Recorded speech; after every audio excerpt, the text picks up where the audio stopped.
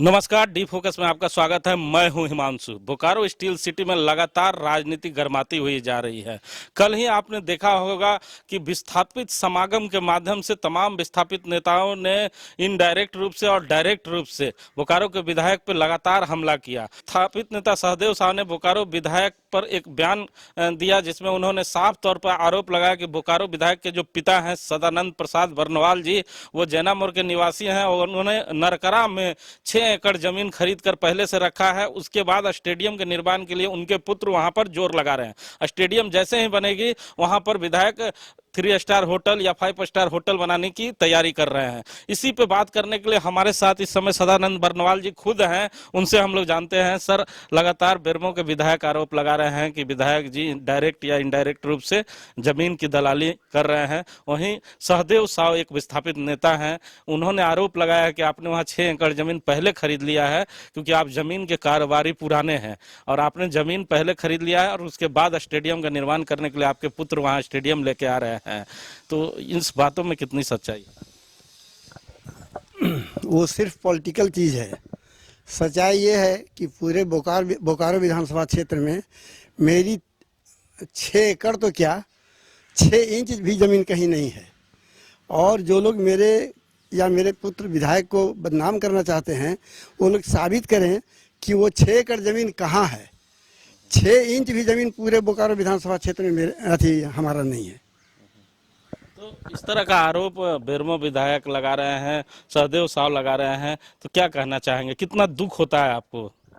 दुखी तो बहुत हैं क्योंकि वो लोग नाजायज आरोप लगा रहे हैं। और है ऐसा कि चूँकि ये पॉलिटिक्स है, मेरे पुत्र का जो विकास है वहाँ बोकारो विधानसभा क्षेत्र में जो इसने विकास का काम किया, इसलिए विरोधी लोगों को लगता है कि जिस तरह से काम कर रहा है उस तरह से बिरंची को हटाना तो नामुमकिन है। इसलिए उनको और मेरे को सिर्फ बदनाम करने की साजिश है। तो राजनीति में देखा जाता था कि परिवारों पे हमला नहीं किया जा रहा है, लेकिन इस बार परिवार पर भी हमला हुआ है। परिवार के लोग पर भी आरोप प्रत्यारोप लगना शुरू हो गया। तो राजनीति का ये कौन सा निचला स्तर है? ये बिल्कुल नीचे का स्तर है। परिवार पर इसलिए आरोप लगाया जा रहा है, वो लोग तो देखे कि जो विधायक है, विधायक पर आरोप लगा के हम लोग सके नहीं।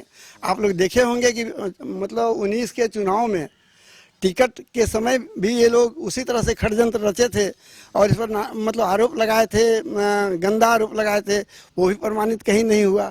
तो जब विधायक से ये लोग सके नहीं तो फिर क्या है कि मैं उनके परिवार पर ये लोग आरोप लगा रहे हैं।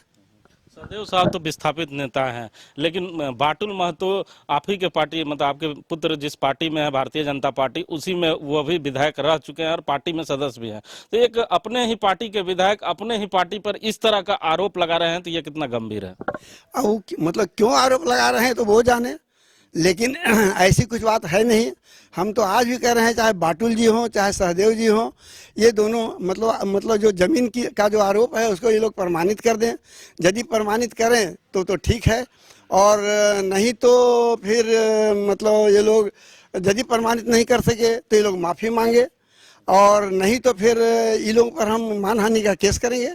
मतलब अगर बेरमो के पूर्व विधायक और सहदेव साव ने माफी अगर नहीं मांगा तो आप उन पे मानहानि का दावा करेंगे? जी, यदि वो लोग दोनों मिलकर साबित नहीं किए कि मेरी 1 इंच भी जमीन वहाँ बोकारो विधानसभा क्षेत्र में या नरकरा मौजा में है, तो हम उन लोगों पर जो भी मेरे ऊपर आरोप लगाया, हम उन पर मानहानि का केस करेंगे।